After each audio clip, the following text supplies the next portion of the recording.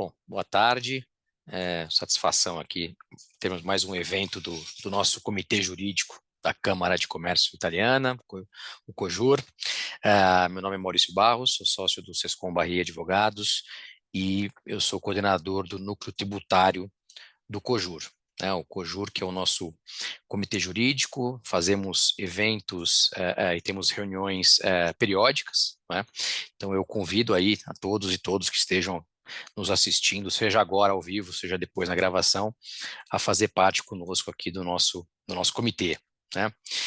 Hoje eu estou aqui com meus colegas especialíssimos aqui do nosso núcleo tributário, né, para falar do tema, acho que do tema do momento, sem dúvida alguma, né? O mundo tributário, a gente tem muitos temas do momento, né? É uma área bastante intensa, mas eu acho que, sem dúvida alguma, pelo menos do segundo semestre deste ano, a reforma que tomou corpo, né? A reforma tributária, né? Da tributação indireta, que tomou corpo, né? Passou por todas as fases, quase todas as fases de aprovação no Congresso Nacional, né? Tivemos a aprovação na Câmara em julho, depois a aprovação no Senado em novembro, agora novamente voltando para a Câmara por conta de alterações, né, no texto que havia sido aprovado na Câmara, né, ele passou pelo Senado com alterações, então pela legislação ele precisa voltar, né, o projeto precisa voltar para a Câmara para uma nova deliberação, não é?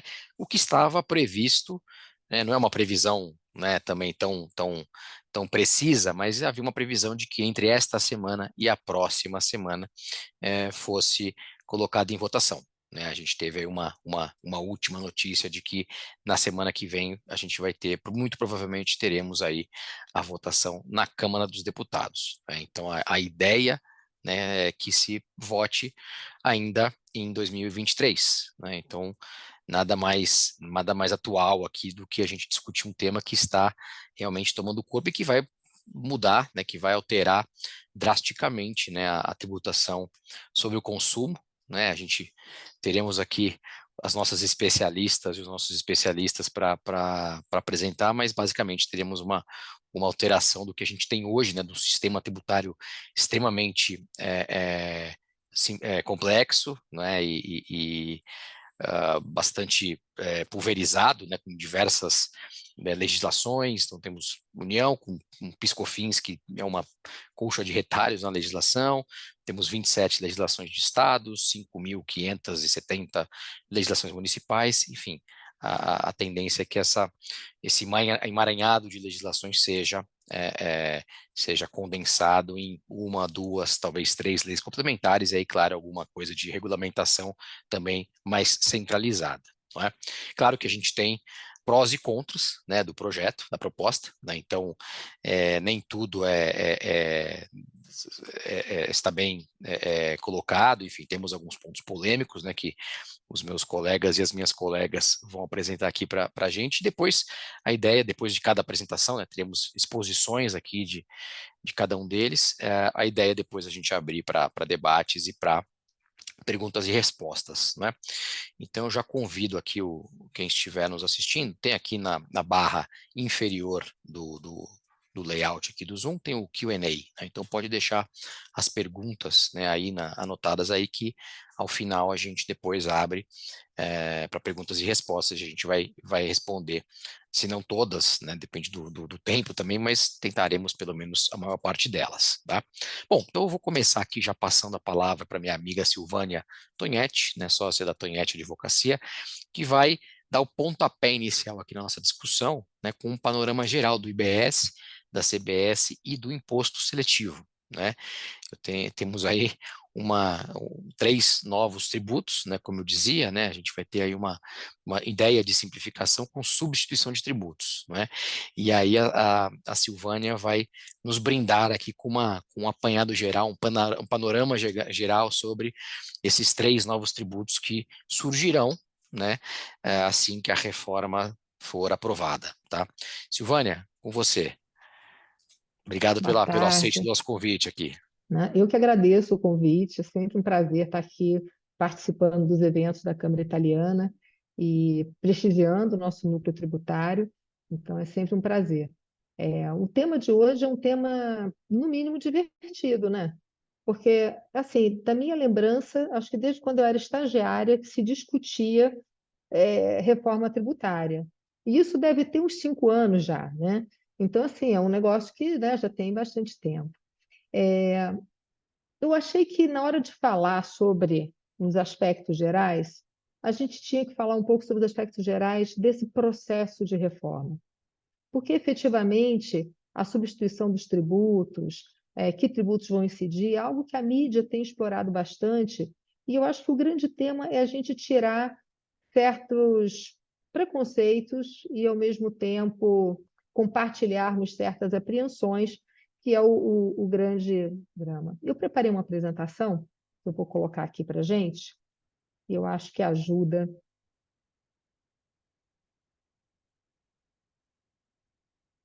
Muito bem. Então, qual é o nosso problema com a reforma tributária? Ninguém tem dúvida que precisa de uma reforma tributária. Acho que esse é o nosso primeiro ponto. O que nós fizemos ao longo do tempo? Nossa, parou aqui. Espera aí.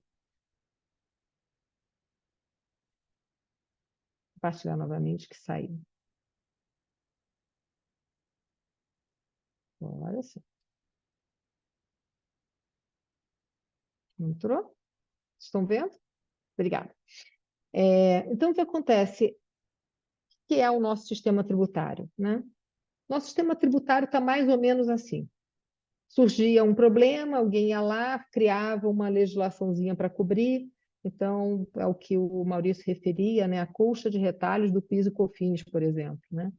Então, decide fazer uma contribuição não cumulativa, mas não dá para abrir mão da cumulativa, então deixa a cumulativa também.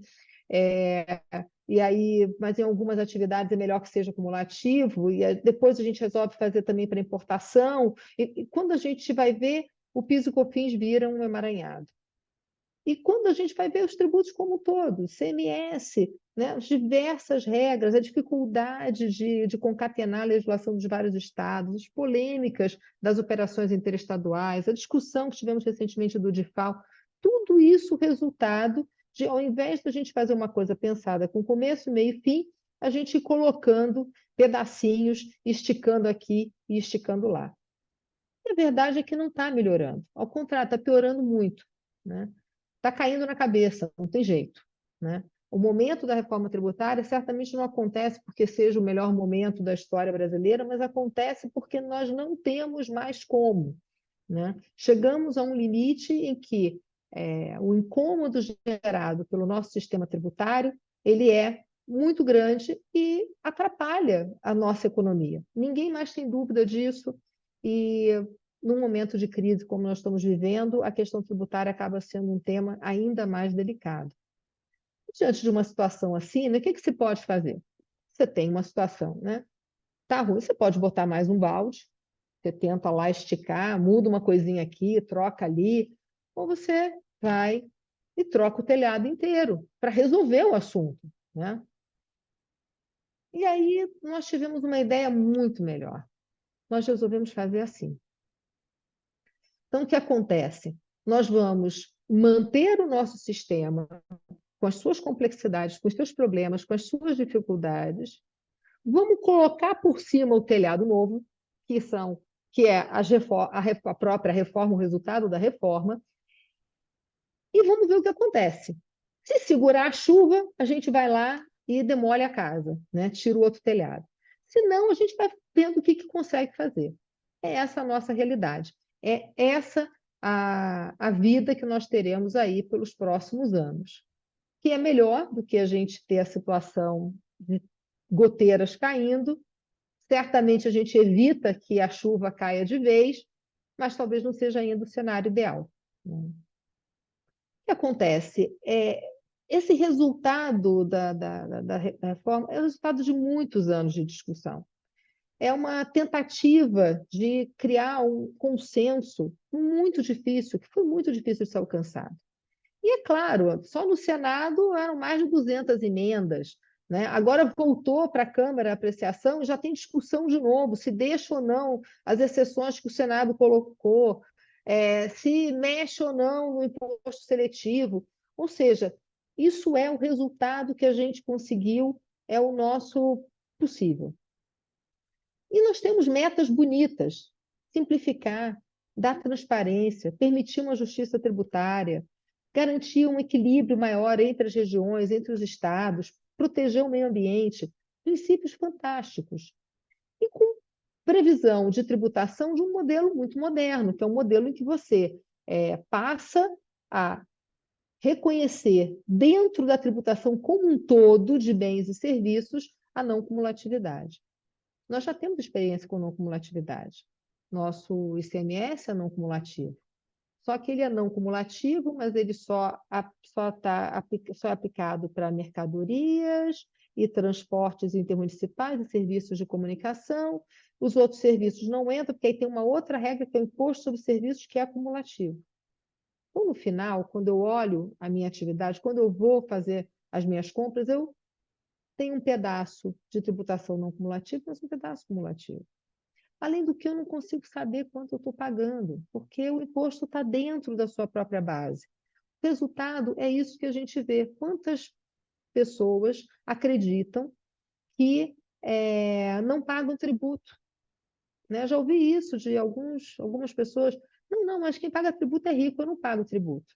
Né? Esquecendo que, na realidade brasileira, a tributação do consumo é a mais alta, é a mais relevante dentro do sistema, é a que arrecada muitíssimo e também é a que atrapalha muitíssimo.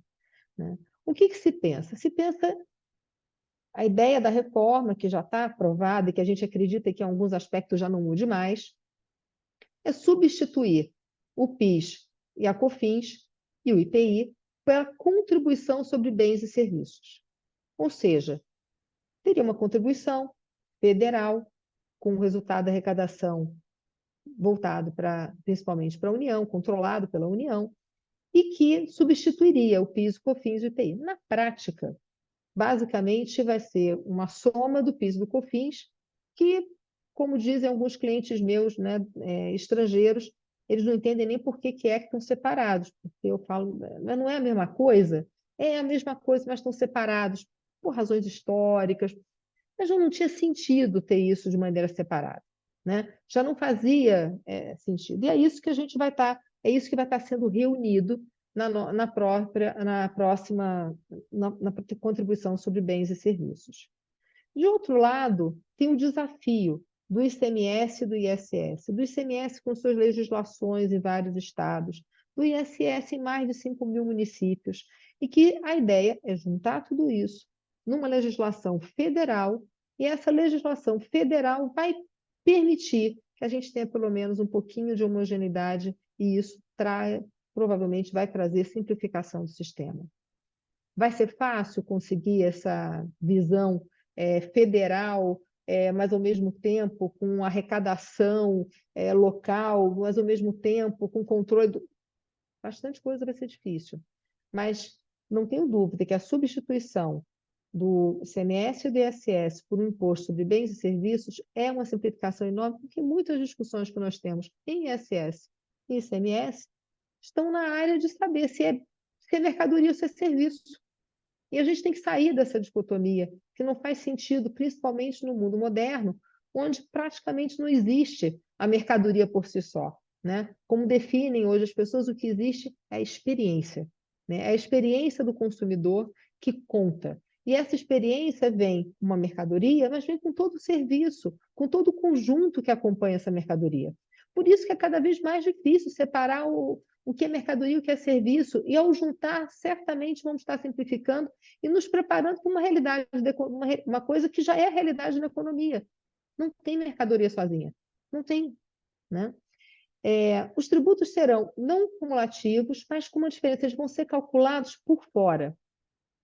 Qual é a ideia? A ideia é que o consumidor, quando for comprar a sua mercadoria, quando ele for pagar por um serviço, ele vai identificar o valor do produto, o valor do serviço e os tributos que vão estar incidindo. Né? Semelhante ao que a gente tem hoje na situação do IPI, em que eu tenho um tributo destacado e que eu consigo visualizar claramente qual é o tributo. E não esse meio escamoteado, né, que a gente tem na realidade do ICMS.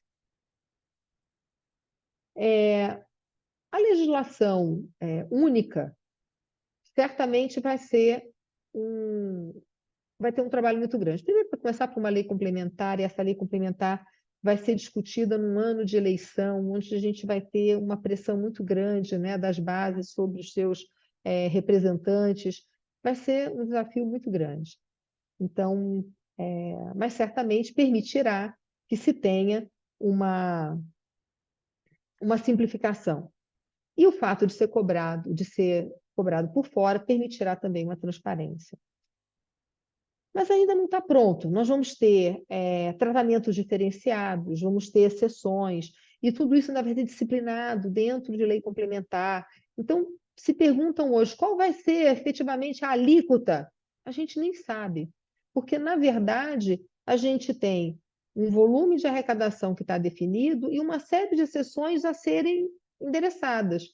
Dependendo do efeito dessas exceções, a alíquota principal vai ser alterada. Hoje já se fala em uma alíquota de 27,5%, né? Então, quando a gente começou a discutir reforma, estava falando de 22%, e todo mundo já achava muito, e reclamava que tinha que ser no máximo 20%. Tem muita coisa ainda pela frente, mas seja com uma alíquota de 27,5%, seja com uma alíquota que eventualmente menor, e assim a gente deseja que seja, nós vamos ter uniformidade. Essa uniformidade é defendida como uma uniformidade que não vai causar aumento da carga tributária. Isso é uma verdade até certo ponto. Não haverá aumento da carga tributária quando a gente compara a carga com o PIB. É essa fala, né, que se tem constantemente. Mas se tem um aumento da carga tributária quando considerados setores específicos, mercadorias específicas, serviços específicos, e às vezes com variações muito relevantes. Então, essa alíquota que ainda será conhecida, ela já é um tema, e na última rodada no Senado, o Senado colocou mais exceções. Quanto mais exceções, maior a tensão em relação a qual vai ser a alíquota final. E agora a gente escuta na Câmara o relator dizendo que vai tirar todas as exceções que o Senado colocou, né? E aí vamos ver como é que isso termina. Vai ter um conselho para poder, o que é o conselho? Um conselho que vai definir a distribuição dos créditos de imposto, vai ter um conselho gestor que vai definir toda a parte de fiscalização, vai decidir conflitos, ele vai ter uma função muito ampla e que também vai ser um desafio para a implementação do IBS. Né? Vai ser um desafio você transferir para esses órgãos colegiados uma responsabilidade que, vamos ser bem sinceros, os legisladores não conseguiram dar conta até hoje, mesmo usando um número enorme de legisladores. E a outra coisa que vai ser interessante é a possibilidade de devolução, né, dos impostos para as pessoas físicas, o cashback, que tanto se fala, que é uma medida de justiça tributária importante, pois a gente vai ter a condição de devolver exatamente para os que mais precisam parte da tributação que eles incorrem por a necessidade de consumir os itens que são essenciais. A compensação do crédito ainda é um tema, né? Discute-se, às vezes, de que se os créditos acumulados vão ser devolvidos imediatamente, e isso é uma das coisas que se deseja, um desafio muito grande também com a realidade de caixa dos estados e dos municípios. A contribuição sobre bens e serviços, ela acaba ficando esvaziada na hora de explicar, né? Porque basicamente é a mesma base de cálculo, é a mesma regra, né? A mesma regra de não cumulatividade, mesma regra de creditamento, mesmas imunidades, mesmos regimes específicos, mesmas exceções, ou seja, busca-se uma uniformidade unicamente com a separação do imposto federal do imposto que vai ser estadual e municipal. Novamente aqui, a implementação, o que vai vir na lei complementar é que efetivamente vai permitir um conhecimento de qual vai ser o efeito disso na carga tributária e no dia a dia da economia. Isso sem falar, na verdade, né, do imposto seletivo, que nesse momento tem um desenho ainda muito, muito rudimentar. Se fala de decidir sobre produção, comercialização de bens e serviços prejudiciais à saúde e ao meio ambiente, o que é um conceito vago. Ele já vem com um defeito, porque ele vai integrar a base de cálculo de outros tributos, o que é um negócio também que não deveria ser bem assim. Então, temos aqui um imposto seletivo que já surge com algumas, causando desconfiança, né? É um imposto seletivo que talvez devesse existir para coisas, consumos muito específicos, e na prática, não sei, prejudicial à saúde tem várias coisas. Se a gente for olhar, não é o caso porque está separado, mas se for olhar, o combustível é prejudicial à saúde, polui. Então, assim, é muito vago e a gente vai precisar de estar olhando com atenção, vai precisar de ter um esforço de acompanhamento do legislativo muito grande para que isso aconteça. E aí, tudo isso ainda vai acontecer junto com outras coisas. Mudança no TCMD, mudança no IPVA, mudança no IPTU, e ainda tem projeto para mudar o imposto de renda, ou seja, temos várias coisas acontecendo junto com essa realidade. O ponto, né?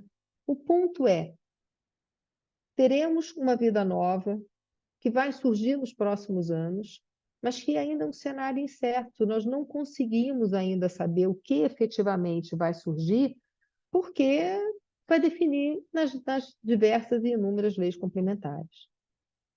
Na verdade, tá bom, é uma modernização. Nossa tributação vai se modernizar. Houve uma decisão em favorecer a indústria está sendo favorecida nessa regra de tributação. O setor de serviços está sendo mais prejudicado, não em todas as áreas, mas em muitas delas, principalmente porque a não cumulatividade, quando você fala do setor de serviços, ela sofre um desafio, porque um dos principais custos na prestação de serviço é exatamente a mão de obra, né? E como é que você vai dizer que existe não cumulatividade se o principal custo não dá direito a crédito nenhum, né? Então, na prática, você tem uma situação que já prejudica de entrada o setor de serviços, sem contar a mudança de alíquota, que é muito significativa. Uma alíquota de 5% para uma alíquota de 27,5% é muito significativo, né? Os setores uniprofissionais, o Senado foi lá, colocou uma possibilidade de redução, o pessoal na Câmara já está dizendo que não vai deixar passar, que isso não pode ficar assim. Então, temos a realidade que vamos ter aumento da carga tributária dos serviços, vamos ter aumento da carga tributária também dos uniprofissionais, e não temos ainda o remédio que vai ser aplicado para isso, né? A tributação no destino também é uma coisa importante, vai reduzir o potencial de guerra fiscal, mas é algo que vai ser implementado no longuíssimo prazo, né? Final desse processo é daqui a 50 anos. Basicamente, eu não vou assistir, mas eu desejo boa sorte aos mais novos. Imagino que vai ser uma mudança muito importante, mas que a gente só vai conseguir ver parcialmente.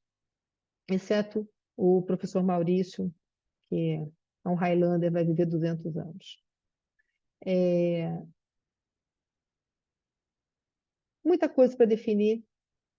Não é possível saber, não é possível, a lei complementar vai definir coisas demais, o modelo do conselho vai existir ajustes, a lei complementar vai ser debatido em anos de eleição, tem 42 produtos e serviços que vão ter sessões, enfim, muita coisa a definir. É isso, temos a reforma tributária possível, não a sonhada. Começamos com a expectativa de que a alíquota ia ficar entre 22 e 24, e ela 27,5, talvez um pouco mais. Vai simplificar, vai ter neutralidade, vai ser muito bom? Pode ser, a gente acha que pode ser alcançado no futuro, mas por enquanto vamos ter mais complexidade, vamos ter coexistência do sistema atual com o CBS e o IBS, que vai ser um problema. No meio do caminho vai surgir o imposto seletivo, que vai trazer ainda mais complexidade.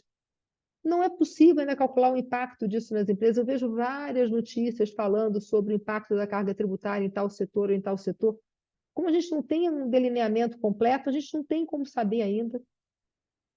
A distribuição da tributação, ela é diferente, ela vai causar aumento importante, ela vai causar aumento principalmente em quem consome mais serviços, e aí eu acho que a classe média vai ser a que vai sofrer muito com isso.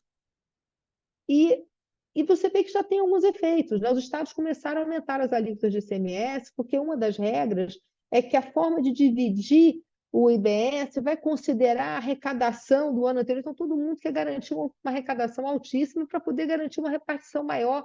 Ou seja, já começamos uma nova guerra tributária, que não é uma guerra para atrair investidores, mas é uma guerra para conseguir reservar para si o máximo de tributação. O resultado básico é aumento de custo para muitos consumidores, mas é melhor do que continuar no sistema atual.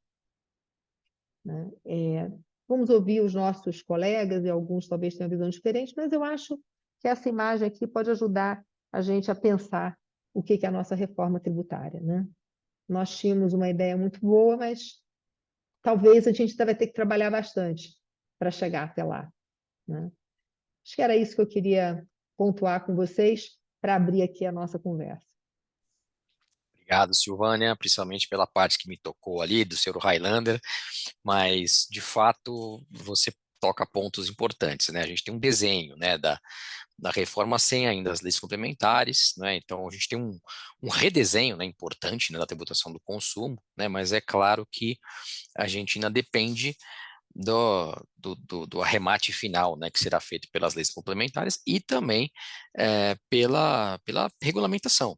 Né? Então, a gente sabe que muitas coisas acabam ficando, né, na regulamentação, né, para dar os detalhes. Mas, de fato, né, temos ainda algumas incertezas com muitas matérias delegadas à lei complementar. Eu acho que em alguns pontos, pelo menos, talvez, a gente não quer, né, uma hiperconstitucionalização, né, isso não é desejado, mas de fato, em alguns pontos, talvez o projeto poderia ter tido um pouco mais de detalhamento na própria PEC, né, no próprio texto, não é? Não detalhamento, mas assegurar alguns direitos. Claro, não cabe à Constituição fazer detalhamentos, mas talvez assegurar alguns direitos. Você falou, por exemplo, da questão dos saldos credores, né?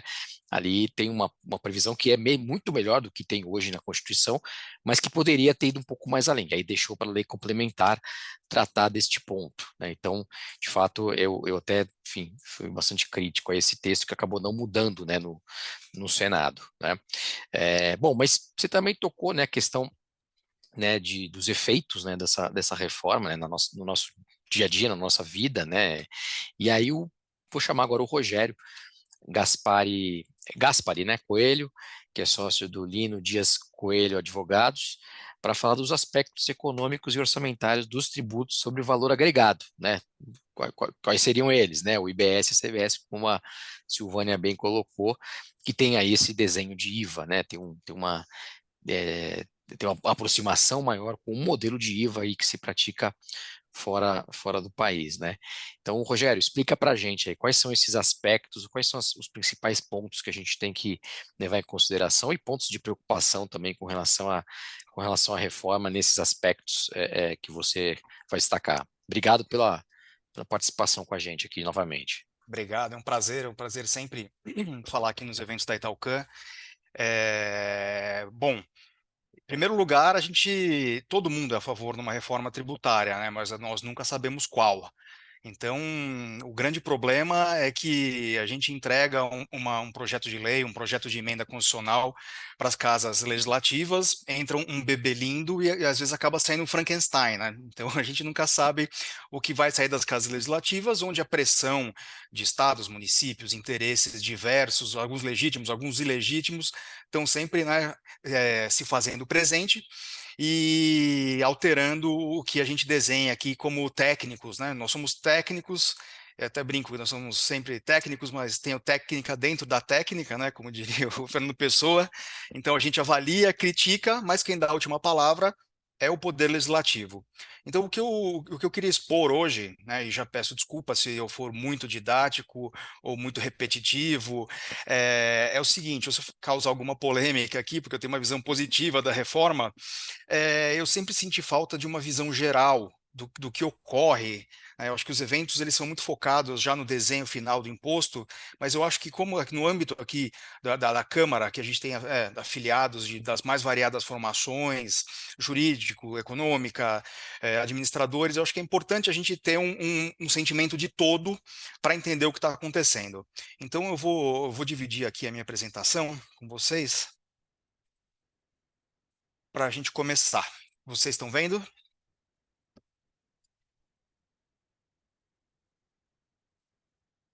Estamos. Maravilha. Só coloca no modo apresentação, Rogério.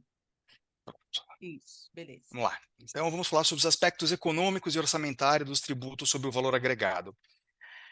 Cada um acho que tem uma imagem mental de como é a tributação do consumo no Brasil, né? A Silvana trouxe a dela e eu, do mesmo jeito, trouxe a minha, que eu vejo a tributação do consumo de Brasil, eu penso no metrô de Tóquio.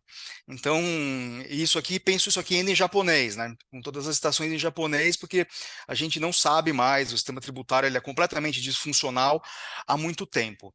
Então, eu vou passar rapidamente por alguns dados que eu chamo aqui de prólogo, que é coisas que todos nós, de uma maneira ou outra, sabemos ou intuímos, então eu vou passar rapidamente por isso, para depois chegar para onde esse sistema tem que ir, deve apontar. Então, a tributação é muito fragmentada, você tem as bases fragmentadas, serviços de um lado, mercadorias e serviços do outro, a carga tributária é mal distribuída, e aqui a gente tem um conflito distributivo, você pode achar que a renda deve ser mais tributada, o consumo deve ser mais tributada, mas eu acho que apesar de ser uma carga relativamente elevada, né, em relação ao PIB, aí em torno de 33%, todo mundo concorda que ela é uma carga meio elevada e mal distribuída. Então ela tem extrema complexidade, ela causa incerteza tributária a gente diz que é a certeza de quanto pagar.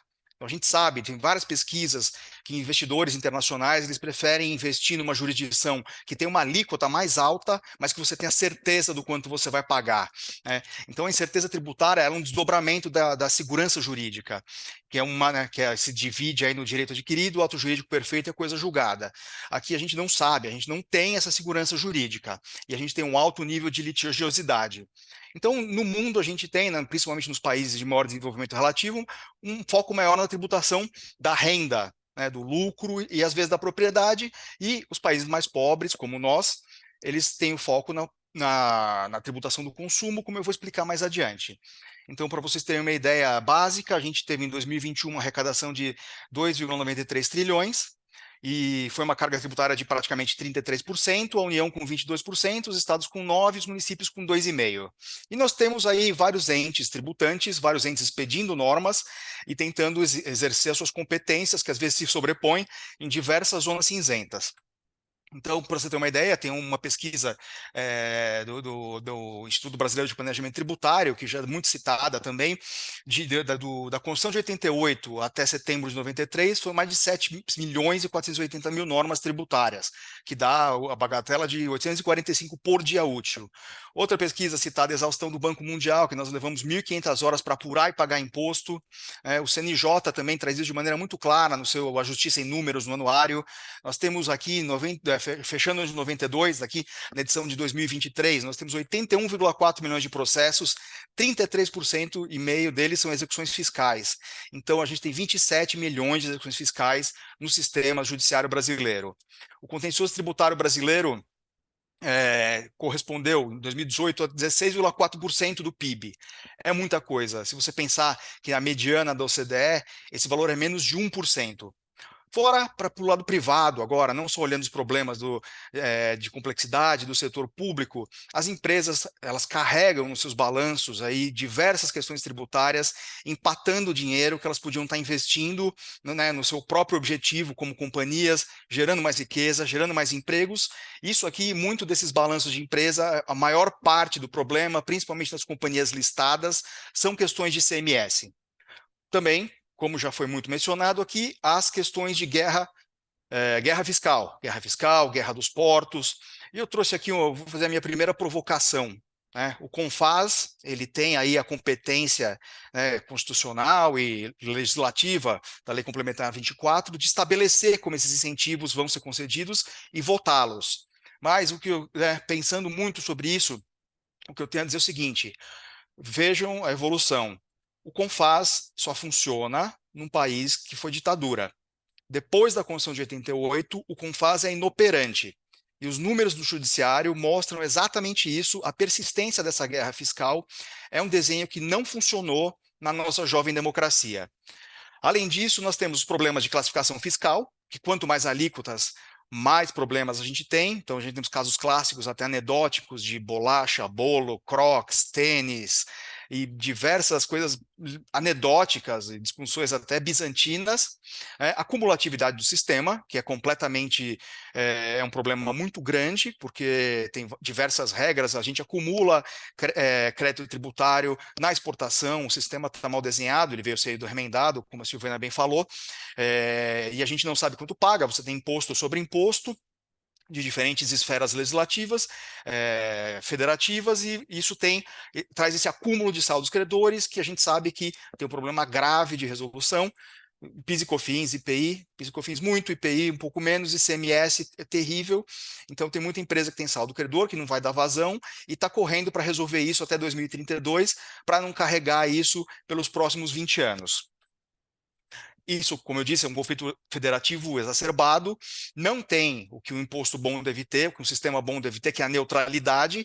Então, os agentes econômicos, eles alteram as suas decisões de produção em razão do tributo. Então, não faz sentido você ter um monte de incentivos fiscais assim, democráticos. Por exemplo, a Zona Franca de Manaus está lá, foi votada, mas não faz sentido eu produzir xarope de açúcar e fazer refrigerante dar volta no país inteiro para ser vendido por causa do incentivo fiscal em Manaus. Tem casos de clientes nossos que pegam aerossol na Argentina, levam até Manaus e trazem de volta para São Paulo, sabe? São essas coisas que mostram que esse tipo de coisa vai ter que ser superado de alguma maneira. E isso, claro, todos esses benefícios ilegais fora da legislação, eles distorcem a concorrência, o que é péssimo. Saiu recentemente aqui no Valor Econômico, né, o secretário da Receita Federal, ele contou mais de 200 incentivos fiscais no âmbito federal. No âmbito estadual e municipal, eles são incontáveis, eu acho que é impossível alguém ter a noção disso, o que impede que nós tenhamos políticas públicas monitoráveis, avaliáveis e efetivas. Então vamos dar mais um passo agora. Como eu havia dito, a gente acaba se esquecendo, né, que o Brasil é um país no qual 94% das pessoas ganham menos de R$ 4.000. Então a gente tem pouca renda, um país pobre. Então a gente tem uma carga tributária de país pobre. Então vejamos aqui a parte amarela, nós temos 45% mais ou menos da nossa arrecadação é sobre o consumo. Isso tem uma razão de ser. A nossa arrecadação de renda e folha é menor e de propriedade é muito pequena. Então, eu gostaria de fazer um pequeno benchmark aqui, só para a gente entender o que está acontecendo. Então, se você vê, olha, o Brasil, aqui ele tem 45% de imposto sobre bens e serviços. Os Estados Unidos têm 17%. A gente gasta 1.500 horas para apurar imposto. Os Estados Unidos, 175%. A Argentina, 312, e também tributa muito consumo, mas o sistema é muito mais manejável. Você vê aqui na França, a França também tributa mais a renda e a seguridade social, e menos o consumo do que o Brasil. Então vocês percebem que mesmo perante os países de menor desenvolvimento relativo e parecidos conosco, a gente tem que tributar o consumo. E por que a gente tributa o consumo? A gente tributa o consumo porque o consumo ele traz dinheiro rápido. O consumo traz dinheiro rápido, a gente vai discutir esse ponto, já que eu estou, me permitiram aqui, já que Talcam permitiu um advogado falar um pouco sobre economia também, para a gente tentar entender a lógica disso, a gente vai se aprofundar um pouco nisso, né, em como a gente vai fazer para tornar esse sistema mais eficiente, simples, flexível, neutro e justo. Ou seja, eficiente, mais simples, com menos tributos, menos obrigações acessórias, flexível, que se adapte rapidamente às mudanças tecnológicas, né? Eu até brinco com uns amigos de um grupo de estudo que eu tenho, que assim que o nosso IVA for aprovado agora com o IBS e a CBS, a gente vai sair de 1950 e chegar em 1985, então já é um grande avanço, um grande salto. Então, e antes de entrar, né, aqui no primeiro ato, depois desse prólogo, eu sempre faço homenagem ao homem aqui, não sei se é um contador ou um contribuinte, que nunca teve nenhum problema tributário, não preencheu um formulado errado, não parou na malha fina, que é um herói a ser homenageado, principalmente no Brasil, que tem tanta complexidade como vocês conhecem. Então vamos lá, o primeiro ato que eu chamo é, depois de muita discussão, o pessoal diz que a reforma foi assodada. Eu não acho que ela tenha sido muito assodada, mas ela foi um pouco assodada. Algumas coisas podiam ser mais tecnicamente bem explicadas, bem discutidas, mas a gente está há 40 anos tentando reformar o sistema e desde 2019 que isso está andando com muita discussão. Então eu discordo parcialmente de quem diz que ela foi assodada. Então a gente tem aqui o primeiro ato da nossa peça aqui, é o VAT ideal. Ele é um imposto sobre valor agregado, cobrado no destino, com alíquota única, dividida entre os 3 entes. Né? Os estados, municípios e a União fixam a sua parte da alíquota, a devolução do cashback para a população mais pobre, e você tem a devolução rápida dos saldos credores. Foi essa criança bonita que entrou no parlamento, agora a gente vai ter que ver por que isso é assim. Então, múltiplas alíquotas, elas aumentam a litigiosidade. A gente vai discutir o que é cesta básica, o que está fora da cesta básica. Então, vão persistir algumas discussões de classificação fiscal. Não era a intenção inicial. Então, o contribuinte não pode mais ser obrigado, principalmente com os sistemas que a gente tem, o sistema das receitas estaduais, das secretarias de fazenda, o sistema da Receita Federal, a gente exporta a tecnologia, a gente não pode, como contribuinte, como uma espécie de consumidor, que eu digo, não é só um consumidor, o contribuinte acho que é mais do que um consumidor, é um cidadão, ele não pode ter que preencher PIS e COFINS, 2 formulários diferentes, com um campo diferente só, que é o código de arrecadação. Ele não pode mais ter que preencher, ter 2, 3 guias para fazer uma operação interestadual, uma operação de CMS com substituição tributária, margem de valor agregado, ou a praça de IPI, e as pessoas às vezes não enxergam isso, principalmente os advogados, que eu brinco, eles não enxergam o quanto de custo tem para se recolher o imposto. Uma vez eu estava numa discussão, e perdoe-me aqui por entrar num anedotário, que eu dizia, como, se você calcular o IPI praça, né, você tem que fazer um estudo, isso é um custo, isso aumenta o tributo. Não aumenta. Me diziam, como não aumenta? Você vai ter que contratar alguém para fazer o estudo das praças. Você tem um monte de fatores prévios que podem ser melhorados. E o cashback, aqui já passo para o próximo ponto, a tecnologia, né, do Ministério do Desenvolvimento Social com o Bolsa Família e da Receita Federal, que treina outras aduanas fora do Brasil e tem cada vez, né, como diz um amigo meu, que a Mara também conhece, foi nosso colega de mestrado, e que cada vez que se aposentam 2 fiscais, ele compra um computador novo e não estão abrindo mais concurso, né? Porque a tecnologia a gente tem, a gente só precisa aplicar melhor.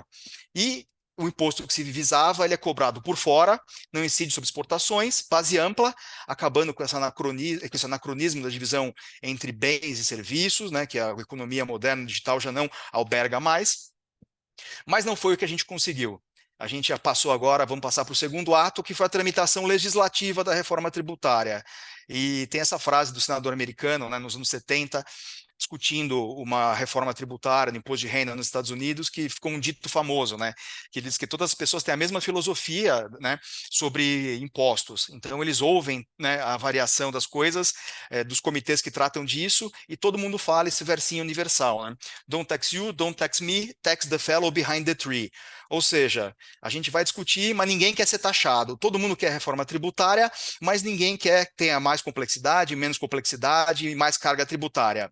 Como a gente vai ver, isso é impossível, mas a gente é brasileiro e não desiste nunca, a gente quer que no longo prazo, quando todos os fatores de produção são variáveis, isso traga crescimento econômico e você tenha um ajuste de preço, não ajuste relativos, porque a implementação do VAT, ele não traz um ajuste relativo, ele traz um ajuste objetivo para a economia, mas a gente vai ter mudança e as coisas vão vão melhorar e vão se encaixar. Então, qual é o primeiro obstáculo que a gente enfrentou? O primeiro obstáculo é o problema orçamentário. Nenhum estado, nenhum ente federativo quer perder receita. Então, a gente tem 27 estados e 5.670 municípios e ninguém quer abrir mão da receita. Então, o que acontece? O que tem acontecido nos últimos anos?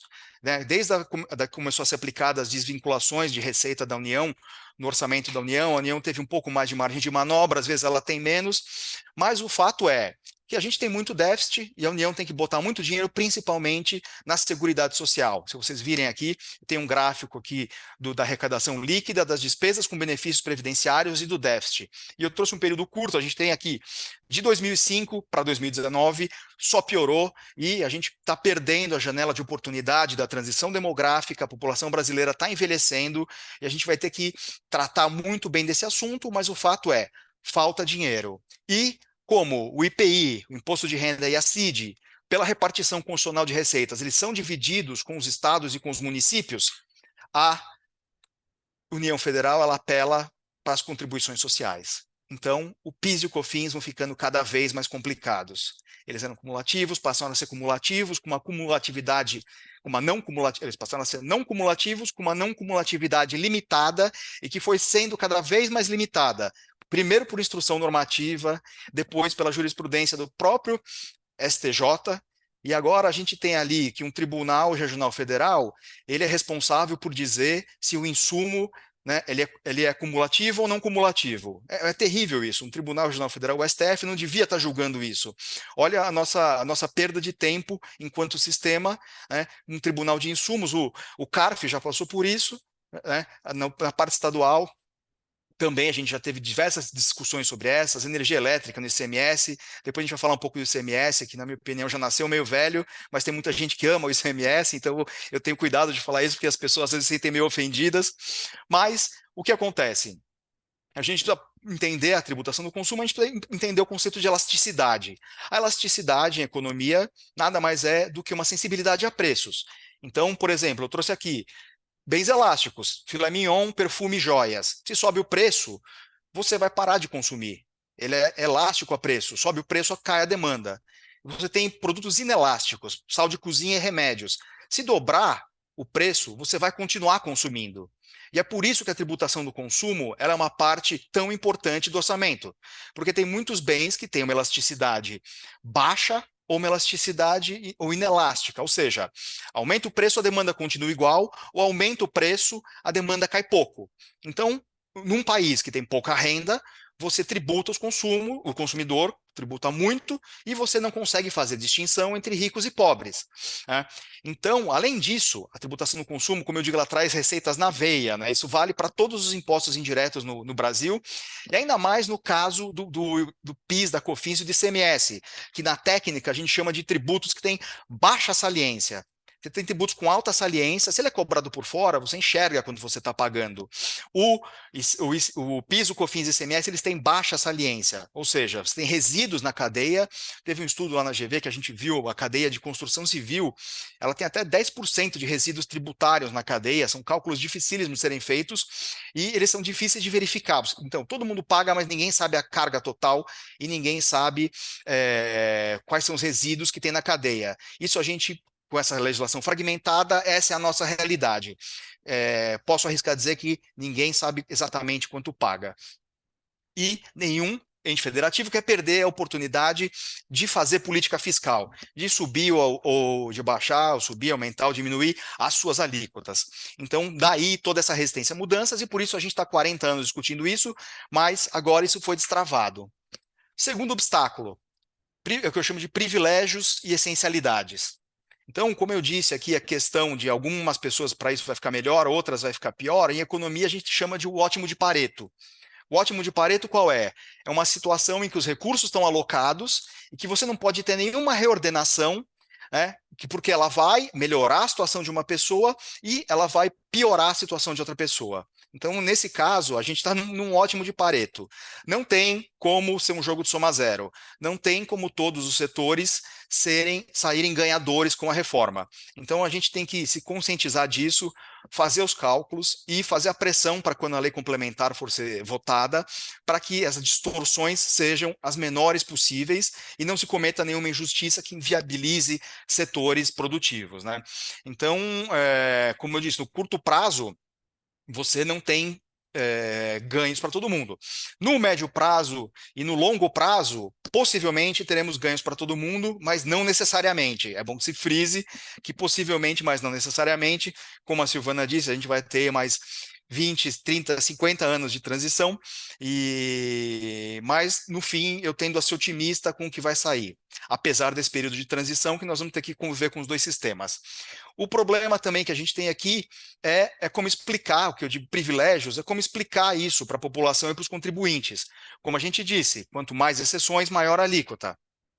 Como a gente explica, né, que as sociedades profissionais, até aqui estou tirando meu chapéu de advogado, mas a gente tem que conscientizar as pessoas, explicar às pessoas por que certos setores têm que ter um tratamento diferente ou não. Então, sociedades que tenham 2 advogados, 2 médicos, têm um tratamento. Se tiver um advogado e um contador, não.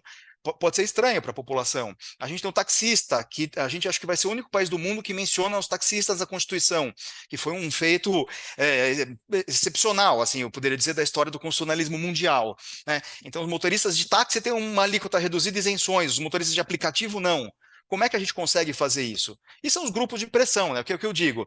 As reformas tributárias e orçamentárias, como o teto de gastos, o arcabouço fiscal, elas explicitam o conflito distributivo. E vai para o parlamento, e é que eu chamo de guerras parlamentares. Você tem lobbies, você tem interesses, e eles vão acabar decidindo o Frankenstein que vai sair lá na frente, que pode ser bom, pode ser ruim, pode ser adequado, mas eu acho melhor do que o que a gente tem. Além disso, a gente tem a questão, né, da essencialidade do efeito renda. Já é uma discussão muito grande na doutrina tributária, na doutrina econômica é menor, mas a redução de alíquotas usualmente não é repassada de forma integral e de forma imediata para o preço dos produtos. Aí que está a beleza do mecanismo de cashback.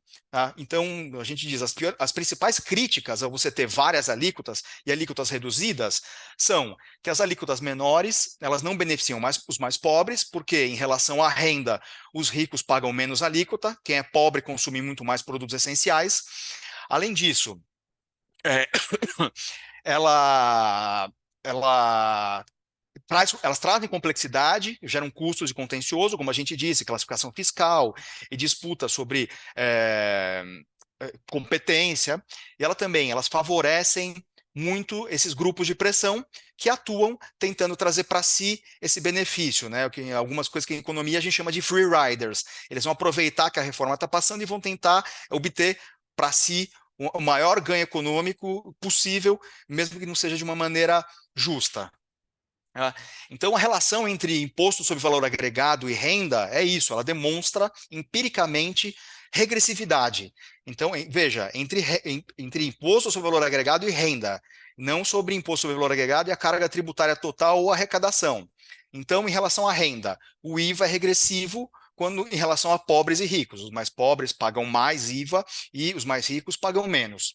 E quem defende essa distribuição, e tem muitos doutrinadores ótimos, excelentes, que têm opiniões extremamente bem fundamentadas, que trazem essa questão da questão distributiva e de equidade, né, que essas alíquotas protegeriam os mais pobres, mas a gente tem muitas experiências, evidências empíricas na literatura nacional e internacional de que isso não ocorre, e a gente tem as razões de eficiência econômica, porque a gente sabe que todo tributo tem uma curva, e demonstra que você tem um ganho para o Estado, um pagamento pelo contribuinte e um peso morto na economia. Então, a questão de eficiência é, se você tiver várias alíquotas no IVA, você consegue diminuir o peso morto ou adequar o peso morto para cada produto, que tem uma elasticidade diferente. E aí, me perdoem se eu fui muito fundo aqui na teoria econômica, mas é isso. Todo imposto traz em si um peso morto para a economia. E ele tem a ver com a elasticidade do produto, que é a relação a preço, a variação de preço e a demanda. Tá? Então, é isso, finalizando esse aspecto. As alíquotas muitas vezes não são repassadas integralmente e sim acabam sendo capturadas pelo vendedor de bens e serviços e aumentando as margens de lucro deles. E aqui eu vou para o terceiro ato, que é o penúltimo, que é o que eu chamo de IVA possível. E quando eu falo IVA possível, eu não quero dizer que esse IVA que está saindo, o IBS e a CBS, é o único IVA possível. Eu estou dizendo que é possível que o que foi consenso no parlamento. Então, a gente começou com uma ideia linda e a gente está saindo com a ideia possível de ser implementada.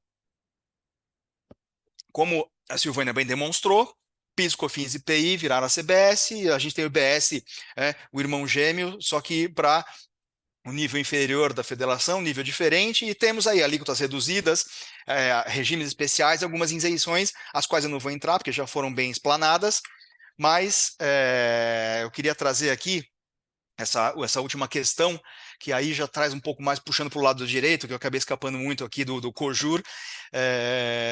O Maurício vai acabar me colocando de castigo aqui dois eventos sem falar. O que a gente tem é um problema grave aqui, a questão de ofensa ao federalismo. Vamos passar rapidamente aqui, eu já estou excedendo meu tempo, mas os principais críticos da reforma dizem que ela ofende o federalismo. A gente pergunta qual federalismo? Né? A gente tem aqui, 56% dos municípios brasileiros têm uma população com renda média abaixo da pobreza. Mais de metade dos municípios brasileiros vivem com repasse da União e dos estados. Os municípios, 51% deles aqui no primeiro semestre de 2023 estão com as contas no vermelho.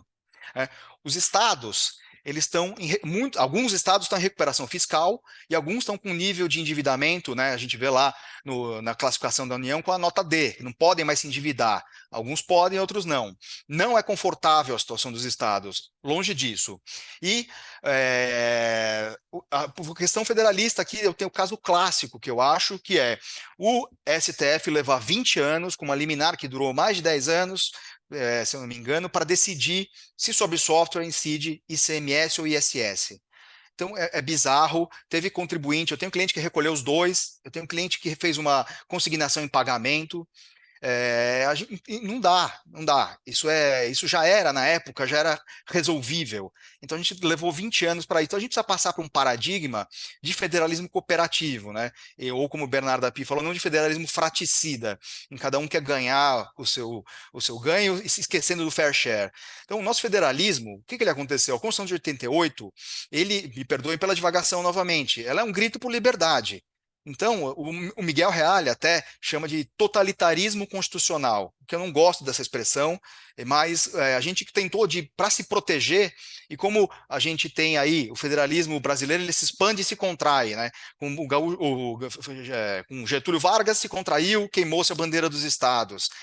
Na época do regresso, né, no Segundo Império, em 1840, ele se abriu, depois se fechou, para trazer a ordem de volta. Em 1988, a gente abriu o federalismo de novo, porque a gente tinha medo do autoritarismo. E o jeito de você evitar o autoritarismo e evitar que os municípios sejam enforcados e os estados também é com receita. Então, o que a gente fez? A gente pegou isso e constitucionalizou.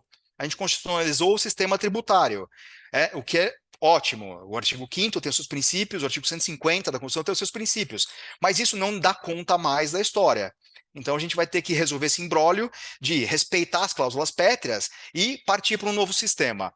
Como isso vai se dar? Não sei. Vai ser fácil? Não vai, mas eu acho que essa partição entre BS e CBS está dando conta do processo. E aqui eu chamo do epílogo, já vou terminando. Uma coisa que tem me deixado bastante preocupado é que não só o imposto, não só o sistema tributário tem que ser neutro. A reforma tributária tem que ser neutra. Tá? Então, eu estou vendo algumas pessoas criticarem a reforma política, a reforma tributária que está passando, perdão, ela é a mesma do governo anterior e a mesma do outro governo. Tem algumas pessoas reclamando que tem que diminuir o tamanho do Estado primeiro, para depois fazer a reforma tributária. Então, eu acho isso um nonsense. Então, a gente está falando de duas coisas completamente diferentes. Uma coisa é o tamanho do Estado. O Estado é do tamanho do gasto. É obrigação do Estado ficar dentro do orçamento e diminuir o gasto. A reforma tributária não tem a ver com o gasto do Estado. Ela tem a ver com a simplificação. Ela, por si só, vai trazer crescimento econômico, vai trazer PIB e vai simplificar a vida do cidadão, ainda que no médio prazo. Então, é obrigação do governante diminuir o seu gasto e se manter dentro do orçamento. Isso não tem nada a ver com o ganho distributivo que a reforma tributária vai trazer. E o que eu digo da nostalgia do ICMS, se você pega aqui o ICMS, você pode acreditar energia elétrica, que você faz o seu pão, mas não pode acreditar energia elétrica lá do seu estabelecimento comercial em outras situações. O ICMS nasceu bem, né? Depois substituiu o imposto de vendas e consignações, mas 2 anos depois ele estava completamente modificado já. Por isso que eu digo que ele é velho. Então, muita gente tem saudade, mas não tenho saudades do ICMS. Ele está morto e é melhor que ele morra e que ele fique nos livros de história. Tá? E o que eu brinco também da síndrome de avestruz. A gente enfia a cabeça no buraco, como diz a lenda do avestruz, e não se abre. Eu vi um professor esses dias, muito respeitado, numa entrevista, dizendo que o sistema brasileiro é bom, que ele é exemplo para o mundo e ele só precisa de melhorias incrementais. Um outro que me dizia que o IBS não pode passar porque o fato gerador ou a regra matriz de incidência, dependendo da sua escola teórica, não tem verbo. Gente, o verbo, nesse caso, é o que menos importa. São operações com bens e serviços intangíveis. Então, a gente precisa se abrir, a gente precisa mudar a cabeça para a cabeça do nosso sistema tributário para ter, né, como dizia o Alfredo Augusto Becker, para quem gosta, uma atitude mental em relação a imposto sobre valor adicionado. A gente não tem que pensar o sistema novo com a cabeça do sistema velho. E, para finalizar, a gente vê aqui uns estudos do IPEA mostrando que pelo menos 60% dos estados e 82% dos municípios vão não ter aumento de receita com a reforma tributária, né, e que o aumento potencial do PIB até 2033 pode ser de 2,40%. É muita coisa visto o nosso PIB. E, por fim, a última coisa que eu queria dizer é que a gente precisa tirar esse mito da excepcionalidade brasileira, que o IVA não vai pegar porque o Brasil é diferente, é diverso, tem muitas especificidades. Não, não tem. A Índia tem 1,4 bilhão de pessoas, mais de 400 línguas, 23 delas línguas oficiais, 28 sistemas culinários diferentes, 28 estados, e ela implementou o imposto sobre valor agregado. A gente consegue fazer isso. Para finalizar, para não parecer que eu estou otimista demais, eu acho inadmissível um aumento muito complexo que vai ter, que pode advir desse período de transição. Eu acho que a gente tem que monitorar isso, principalmente na implementação das leis complementares, e acho inadmissível um aumento de carga por si só. E a gente sabe que no Brasil é muito difícil você ter reforma tributária sem aumento de carga, né? Quando mudou para o PIS/COFINS não cumulativo, nós tivemos em diversas etapas, como se foi reformando, mas a gente tem que lutar contra isso para que se mantenha a carga, que ela seja mais bem distribuída e mais simples. Era isso que eu tinha para falar. Me desculpe se eu me alonguei demais. E, Maurício, passo a bola para você. Obrigado, Rogério. Pontos relevantíssimos, né? Então já vou passar, como a gente está com o tempo avançado para dar tempo de ter um debate, já vou passar para o Walter Botaro, que é professor e perito, especialista em contabilidade e tributos da BCCO Contabilidade, para falar do regime de transição, né? Porque tudo pinta como realmente a gente vai ter um sistema melhor do que a gente tem hoje, né? Afinal, é difícil ter pior. Mas a gente tem aí uns anos de transição, né? Para a gente ter né, a troca, né, dos tributos, a substituição dos tributos, né? E aí, nesse período, a gente vai ter a convivência, né, dos regimes atual com o regime futuro, né? Então, Walter, passa para a gente aí as suas considerações com relação a como é que vai ser esse regime, quais são as expectativas, as perspectivas, enfim, aquilo que ainda não está muito definido, o que você tem para a gente sobre esse tema. E obrigado aí pela participação. Bom, Maurício, agradeço a oportunidade a você, a toda a Câmara aqui. Para mim é um privilégio estar com vocês, né? Eu sou um contador aqui, que eu acho que até o tema de transição fico muito feliz em falar, porque certamente na minha categoria seremos os que mais sofrerão na transição, né? Porque a gente vai ter que conviver com duas realidades, né? A reforma, né, por si só, ela é muito boa, ela traz um objetivo de simplificação que para a gente é muito importante, né? Você tem situações realmente sem lógica nenhuma, né? Fazer declarações dobradas para uma mesma base só para mudar o código de tributo, né? Então esse grande benefício ela traz essa reforma, né? Só que o que vem se discutido, né? Que talvez esse período de transição é um pouco longo, né? Ele vai a reforma, se tudo der certo, ela vai começar a sua implementação para valer depois das leis complementares em 2026 e vai finalizar em 2033. Então a gente está falando aí de 10 anos para a gente começar a sentir de forma integral os efeitos positivos, né? Então, assim, hoje, quais são as questões principais, né? Os prazos que a gente vai tratar aqui agora, eles dependem certamente de que o texto seja promulgado pelo Congresso ainda esse ano. Se isso não ocorrer, os prazos eles certamente sofrerão alterações e emendas a esse texto vão ter que ser feitas, né? Porque até para a questão de timing da aprovação das leis ordinárias, essa reforma ela precisa ser aprovada em definitivo dentro de 23, senão a gente vai todas as datas que a gente vai falar aqui na frente elas ficam em xeque, né? Questões também, os pontos principais, né? As alíquotas, a gente só vai saber realmente qual que é o IVA brasileiro quando iniciar a transição, né? Então a gente tem hoje estimativas, né? E o próprio central vai ser a coexistência do regime velho e do novo por basicamente mais de 5 anos na prática, né? Então, bom, os pontos principais são isso, e a gente vai ter uma transição pior e melhor em algum a depender do tributo, né? A CBS e o IBS, eles nascem como irmãos gêmeos, né? Então, eles vão ter a mesma base. Isso, para nós, contadores, vai ser incrível, né? Porque você vai ter uma uniformização. Porém, né, a gente vai perceber uma transição muito, muito mais rápida no federal do que no municipal e no estadual que vem pelo IBS, né? Então, a alíquota, né? Que o governo fez essa transição? Como ele não sabe exatamente qual que é a capacidade de arrecadação desses dois novos tributos, né? Vai ter um período que vai ser um período de teste, um período de calibragem, que se iniciaria em 2026, onde vai ter uma cobrança quase que simbólica, né, do IBS a 0,1% e da CBS a 0,9%. Isso seria exclusivamente para o governo poder saber, né, qual que é o valor, qual que é a capacidade de arrecadação desses tributos. Né? Por quê? Para o contribuinte, em tese, isso não teria efeito financeiro direto, porque esse valor ele é compensável junto com o PIS e a COFINS. Então, esse 1% somado, ele seria compensável. Né? Então, a velocidade, a CBS vai ser muito mais rápido, porque basicamente a sua Receita Federal é a União que gerencia isso. Então, ela mesma vai substituir pelo menos o PIS e a COFINS em imediato, né? E passaria a valer já a CBS. O IBS aí é onde vai morar o problema, né? Aonde a gente realmente, eu costumo dizer que a gente sabe quando começa, mas não sabe quando termina esse tipo de coisa, porque vai ter toda uma complexidade, né? Isso da ótica do contribuinte. Da ótica do Estado, eu deixei só um slide para isso, essa transição vai levar 50 anos. Né? Então, como comentei essa fase de calibragem, vou passar rapidamente até para a gente poder deixar um tempo maior aí para respostas, né?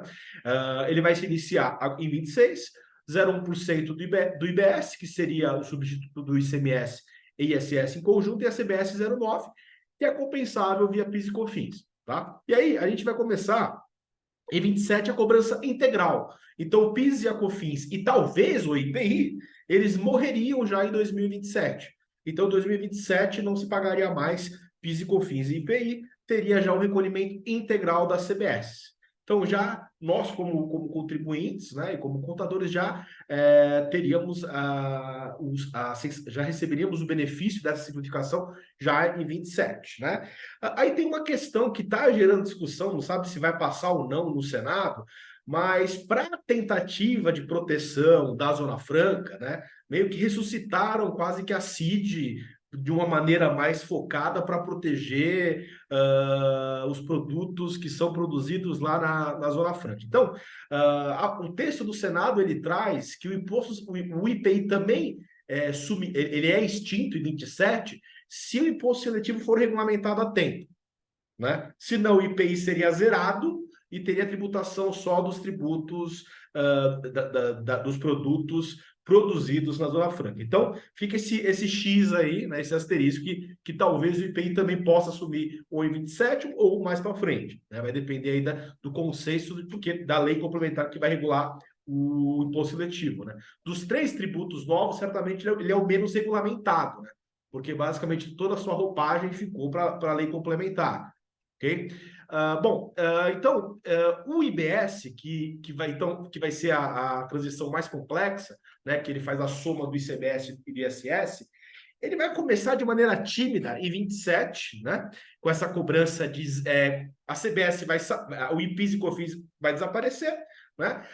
Em 27 já entra o IBS, ele já entrou em 26, ele vai continuar em 27, mas vai passar de 0,1 para somando ele com 1%.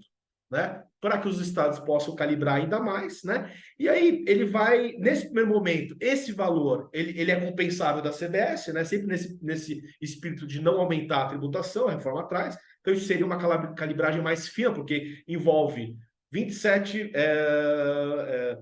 jurisdições, né? Os estados mais o distrito e todos os municípios. Então a gente vai ter basicamente 2 anos de calibragem e aí em 29 começaria a ter a redução gradual do ICMS e do ISS.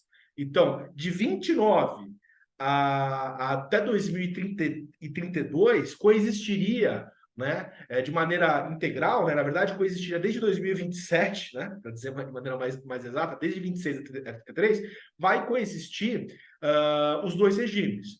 Então, o PIS e COFINS sobem em 27, porém o ICMS e o ISS vão subir só em 33.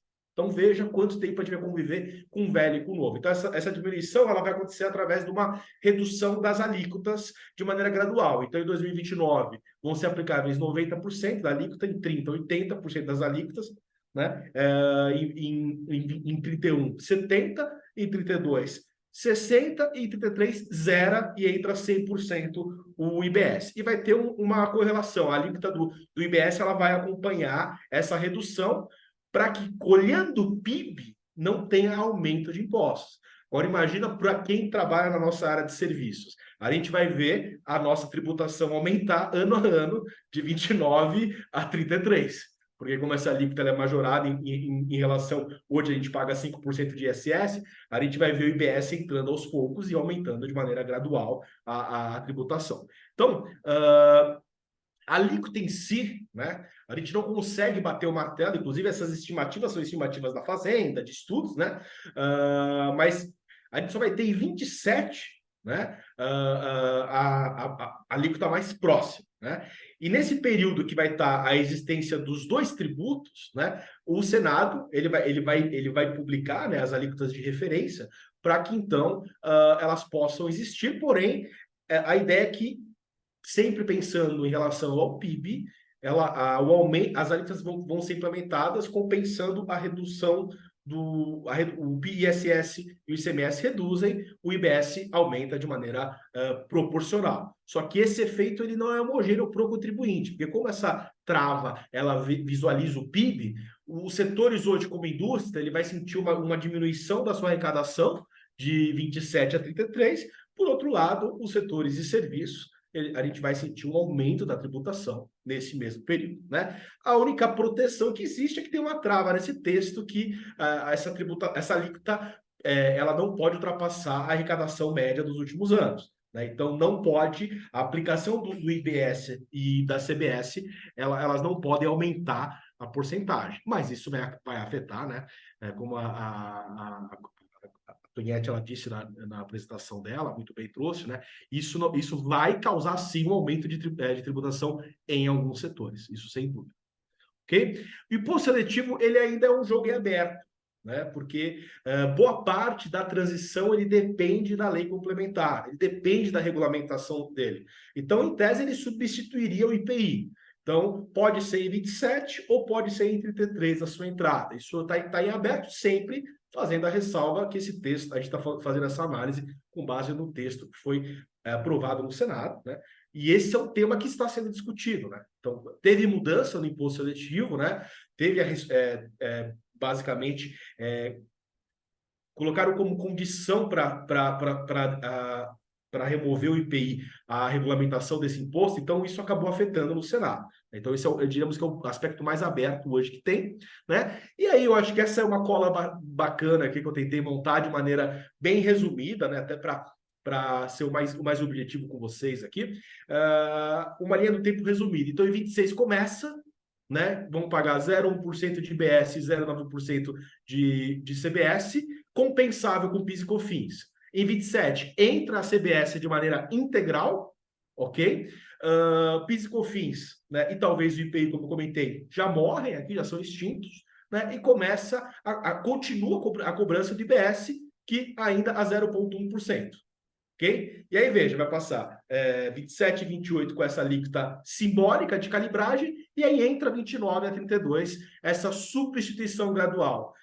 Aí já vai ser, nesse momento, lá para 28, já vai ter as alíquotas efetivas, né, do Senado, e aí vai ter essa substituição gradual do ICMS e ISS pelo IBS, nessa porcentagem. Então, as alíquotas começam a ser reduzidas em 29, 90% do ICMS e ISS, e ela vai a 60% em 2032 e substitui integralmente 33 com a extinção do ICMS e ISS e com a entrada integral do IBS. Então, vamos ter que coexistir por bastante tempo, né, esse regime velho e o novo.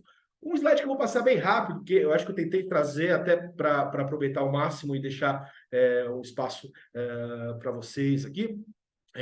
Essa transição para o contribuinte, ela é curta, por mais eu achar que ela é longa, quando a gente olha a transição relacionada ao governo, a partilha, né, da arrecadação é muito longa, isso vai levar 50 anos, né? Eu não sei se eu vou estar vivo ao final disso, né? Então, assim, é uma transição que ela vai ser gradual, só que pensando do ponto de vista empresarial e da economia, que é o que nos interessa, nós teremos já o benefício integral dessa reforma já em 2033. ok? E aí, já finalizando aqui, trago 3 pontos para a gente monitorar, né? Primeiro, Câmara, o que vai sair agora? Né? Então, vai depender de qual vai ser o texto final.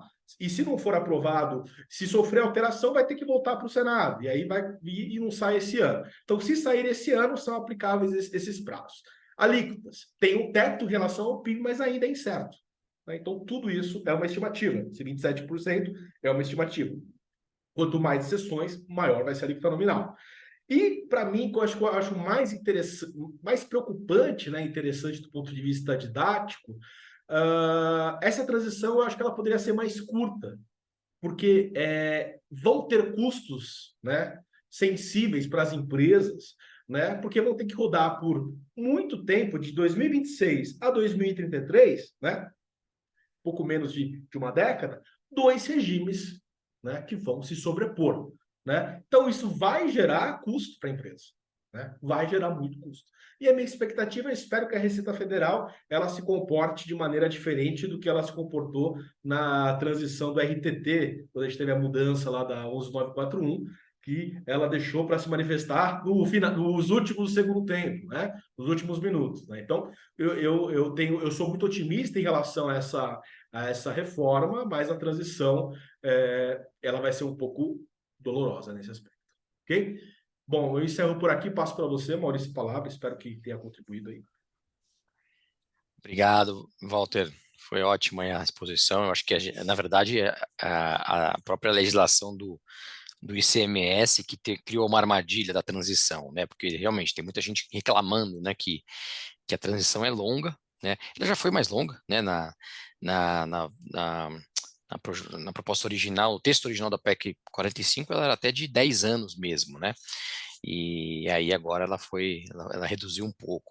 Mas a gente tem uma armadilha, né? Na verdade não é uma armadilha, mas um fato que não dá para a gente, né, transpor, que é Os incentivos, a né? lei 160, exato, a lei complementar 160, né? Então, os incentivos de ICMS estão garantidos até 2032, até 31 de dezembro de 2032, não é?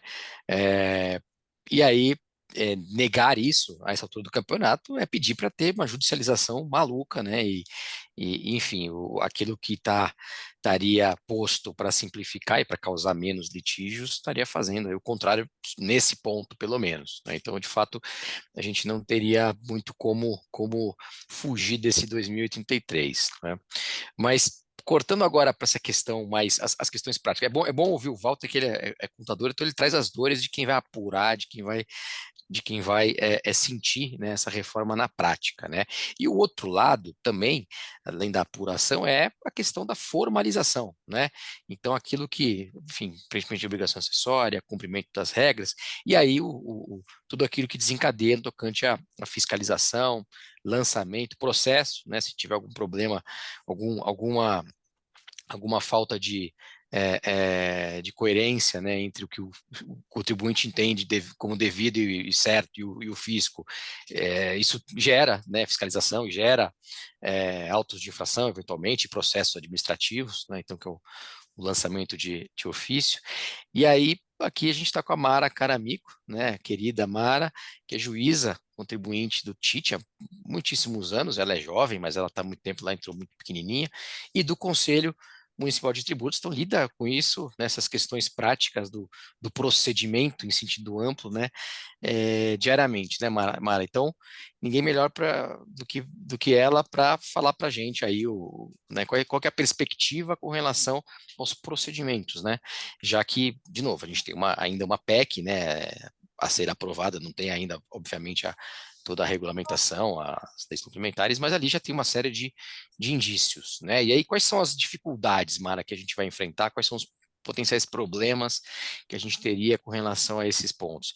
Obrigado pela participação. Bola com você aí para clarear para a gente aí essas questões Eu é tão que importantes. agradeço, Maurício. Obrigada pelo convite. É sempre bom estar aqui falando com vocês. A gente já fez isso algumas vezes e é sempre bom a gente trocar ideias, né? Porque a gente está aqui para trocar ideias, não para ensinar o Padre Nosso ao vigário, só para, de alguma forma, discutir um pouco o que a gente tem pela frente. Bom, até agora a gente falou de direito material, agora nós vamos ter que falar de direito processual, né? como é que a gente para em pé essa situação toda, porque é muito bonito a gente... deixa eu só ver onde é que está a minha apresentação, onde é que ela foi para aqui. Ah, está aqui. É muito bonito a gente falar em reforma tributária, em como vai ser, quando vai ser a transição e etc. Só que é complicado quando a gente olha para essa PEC e vê que a gente tem um modelo processual, ou seja, a gente tem que ter regras, a gente tem que ter uma legislação que viabilize tudo isso ser possível, né? Quando a gente tinha a PEC original, a gente tinha um IVA único e um IVA nacional, que seria o IBS. E isso diminuiria muito a possibilidade de existência de conflitos, seja na regulamentação do tributo, seja na interpretação do tributo, ou no contencioso administrativo e judicial. Mas como a gente tem agora a fusão da PEC 45 com a PEC 110, foram criados dois IVAs, na verdade, o IBS e a CBS. E isso já começa a trazer uma possibilidade de conflitos indesejados com relação à regulamentação, à interpretação, à aplicação, ao julgamento administrativo e judicial desses tributos. Foi criado para legislar sobre, para falar sobre o IBS, por quê? Porque a CBS nada mais é do que um tributo federal que a União vai tratar e tem um campo, vamos dizer assim, mais conhecido, né? Quer dizer, para a União colocar no sistema dela um tributo a mais, onde ela vai ser aquela que vai gerir o tributo, é muito simples, ela já tem sistema para isso. Só que no caso do IBS, é um imposto, efetivamente, é um tributo novo, é um tributo que agrega duas entidades distintas, dois sujeitos ativos distintos, ou seja, o Distrito Federal e os municípios, e foi criado um conselho federativo para regrar como seria esta aplicação prática, quem editaria as normas infralegais para dizer como é que vai funcionar o imposto, quem vai uniformizar a interpretação e aplicação da legislação, quem vai arrecadar, quem vai realizar a compensação e distribuir esse produto da arrecadação entre os estados e o Distrito Federal, mas principalmente vai caber ao Conselho Federativo, pelo menos a nível constitucional, dirimir questões suscitadas no âmbito do contencioso administrativo e tributário entre o sujeito passivo e a administração tributária. E ainda no próprio 156B, que foi criado pela PEC, que está agora sendo introduzido na Constituição, caberá ao Conselho, então, coordenar a atuação integrada dos estados e do Distrito Federal e dos municípios na fiscalização, no lançamento, na cobrança, na representação administrativa ou judicial do imposto, sendo que isso poderá ser feito através de delegação ou compartilhamento de competências entre as administrações tributárias e as procuradorias dos entes federados.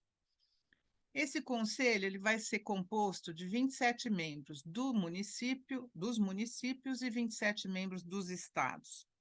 Essa composição foi muito criticada porque se, por exemplo, os estados do Sul e Sudeste se unissem para decidir algum pleito, eles poderiam realmente inviabilizar uma série de decisões que seriam benéficas para outros estados e municípios. Então, a gente não sabe bem como é que vai ser esse conselho, se ele vai ser tipo um CONFAS com a participação dos municípios. O que se sabe é que vai ser um instrumento compartilhado de competência entre os estados e os municípios. E isso é um ponto já bastante controvertido. Então, caberá, né, ao Conselho, através de leis complementares, a fiscalização, a cobrança, a administração desse tributo novo. E também o julgamento, seja no âmbito do próprio conselho, seja no âmbito do contribuinte com o conselho. O que foi amplamente discutido inicialmente? Que a intenção da PEC era simplificar os impostos, e principalmente do processo administrativo, tornando mais célere esse processo, padronizar os procedimentos, por meio da integração dessas respectivas procuradorias.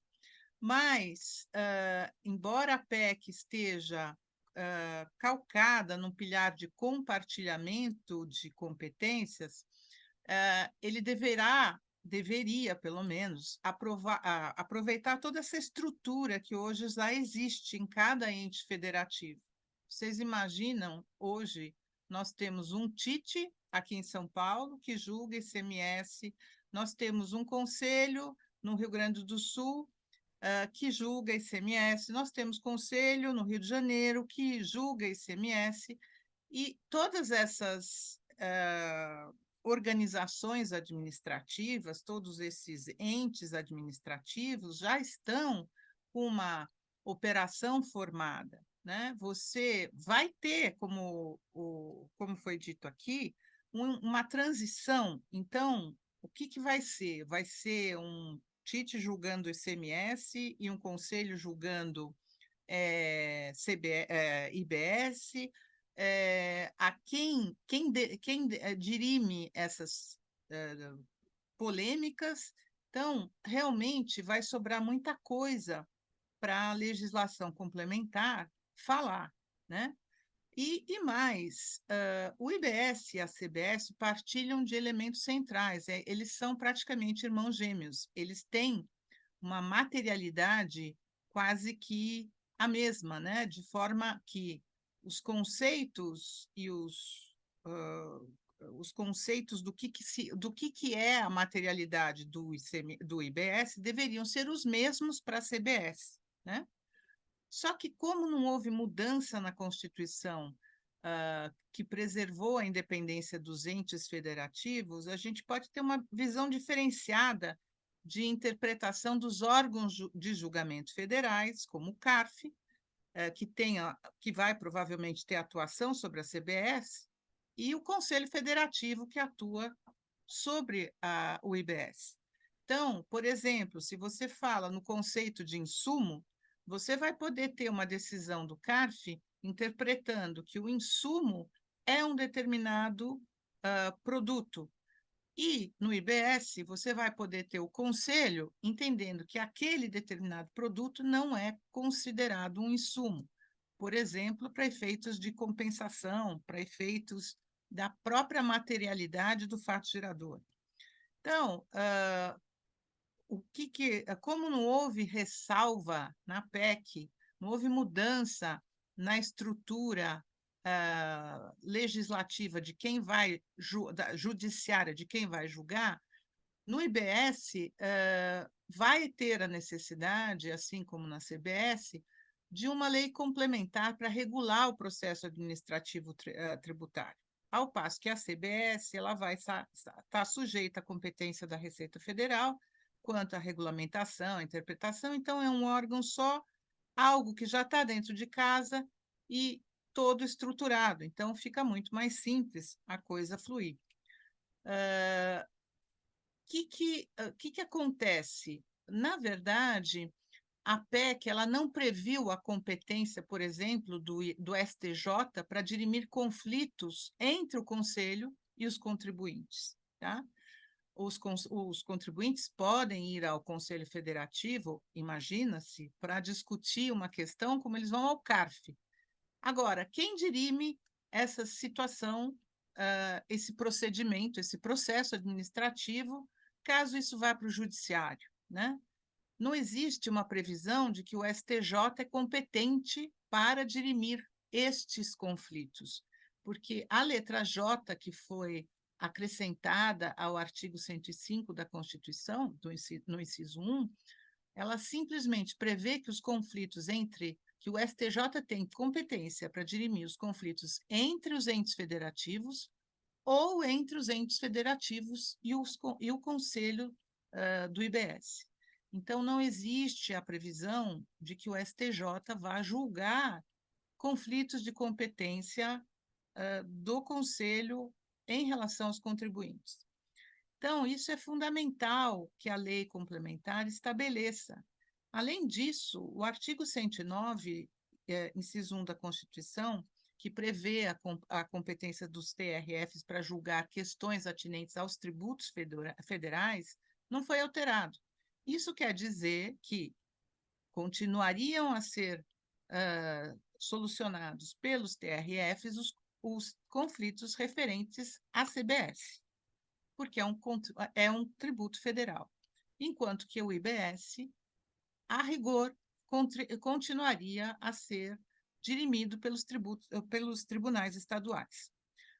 Ou a gente altera ou é alterado esse artigo 109, ou a gente vai ter possibilidade da continuidade do que hoje já existe, ou seja, uma divergência jurisprudencial entre 27 membros da federação. Nós temos vários tribunais de justiça, entre os 27 que hoje existem, e os 5 TRFs. Por quê? Porque as decisões do TRF, como a materialidade é a mesma do IBS, podem ser dissonantes com o que os nossos 27 tribunais de justiça podem vir a entender que seria a base de cálculo, ou então que seria o fato gerador, ou que seria o próprio cerne, né, a própria materialidade do tributo. Então, também vamos ter conflitos de competência em relação a quem dirigir a ação. A gente não só tem um tributo hoje, um IBS, que vai ser tributado no destino, ou seja, houve uma mudança de competência aí no caso, como também a gente tem uma mudança pelo próprio STF dos artigos do Código que tratavam sobre a competência dos estados para conhecimento das ações executivas, né? Que era onde se localizava o sujeito passivo da exação. Hoje não mais. Hoje, o ente competente é aquele que está mais ligado ao fato gerador. Então, veja, nós vamos ter, inclusive, conflito de competências na propositura das ações, porque nós temos municípios, nós temos estados envolvidos. Então, isso tudo vai ficar muito complicado e vai ter um espaço muito grande de divergência de interpretação. Além disso, se as materialidades são iguais, será que eu posso, quando eu for ao STJ, num RESP, eu poderia utilizar uma decisão do TRF como paradigma contra uma decisão do Tribunal de Justiça, já que as materialidades de IBS e CBS são as mesmas? Então, vejam que a gente tem várias dúvidas, né? De quem vai, em primeiro lugar, quem vai julgar todo esse contencioso administrativo, como vai ser? O Conselho vai ser uma terceira instância? Os tribunais que hoje existem vão também julgar o que hoje, o IBS, junto com os tributos que hoje já existem? Eu participei da formação do processo de implantação do processo eletrônico no TIT. Eu sei a dificuldade que é. Até hoje, nós estamos fazendo adaptações, porque o sistema, muitas vezes, não existe uma solução técnica para aquilo que a gente está julgando no momento. Vocês imaginem que o processo eletrônico na Secretaria da Fazenda foi implementado em 2009. De 2009, ele demorou, no mínimo, uns 5 anos para ele começar a rodar tranquilo. Nós vamos ter que criar esse processo do zero, nós vamos ter a lei complementar para ser criada, nós vamos ter toda a parte processual, vamos dizer assim, de legislação acessória, de obrigações acessórias, etc., para ser criada, e implementar tudo isso em 2 anos, se é que efetivamente a reforma vai ser aprovada agora no finalzinho do apagar das luzes do nosso exercício, né? Vou parar aqui só para complementar. Então, o que eu vejo? Eu vejo realmente que a gente vai ter um problema de sistema para conseguir resolver todas essas polêmicas. Nós não temos. Uma coisa é certa, eu acredito que a gente vai ter uma simplificação de obrigações acessórias brutal. Isso sim, porque nós reduzimos 2 impostos em um e nós reduzimos entes federados e municípios em um só. Quer dizer, nós vamos falar a mesma língua, espera-se, em 27 estados e 5.500 municípios. Isso, em termos de obrigação acessória, em termos de legislação, de multa e etc., é uma maravilha de simplificação. Agora, a gente precisa ter sistema para isso, a gente precisa ter condições para isso, a gente precisa ter uma lei complementar e que seja clara e que não se defina IBS e CBS em 2 leis complementares distintas, né? Porque a gente precisa realmente ter um sistema único para a gente poder rodar um sistema único e ter um sistema mais uniforme em termos de processo, em termos de lançamento, em termos de cobrança, para que realmente a gente tenha como funcionar esse tributo que está sendo instituído aqui. E assim eu encerro para a gente poder ver se dá tempo da gente ouvir alguém com alguma pergunta. Excelente, Mara, obrigado. Temos muitos desafios de ordem material, né? Então, o desenho dos tributos, não é? Eu acho que tanto a Silvânia quanto o Walter comentaram, né, que o imposto seletivo, por exemplo, está em aberto, né? A gente tem ali algumas diretrizes na PEC, mas ele está bastante em aberto e ele tem uma potencial materialidade muito grande, né? Meio ambiente e saúde, enfim, muita coisa entra aí, né? Então, o que pode ser tributado pelo imposto seletivo, né? O IBS está um pouquinho mais desenhado, mas também a gente tem todos os regimes de exceção em muitas matérias para a lei complementar. E aí depois a gente tem a questão, né, processual, né? Como que amarrar tudo? Eu concordo plenamente com você. A gente ainda tem uma certa incerteza com relação ao como vai ser regulamentado, né? Porque a gente pode sim ter o comitê gestor se posicionando com relação a algumas questões de uma forma e a Receita Federal de outra. Tudo bem, na última versão da PEC tem ali um dispositivo que fala que a lei complementar poderá trazer ali diretrizes para que haja uma coordenação, né? Não sei se é coordenação o termo, mas algo assim, né? Uma coordenação com relação a obrigações acessórias e interpretação, né? Algumas obrigações acessórias, interpretações, né? Enfim, tem ali algumas diretrizes, mas de fato, né?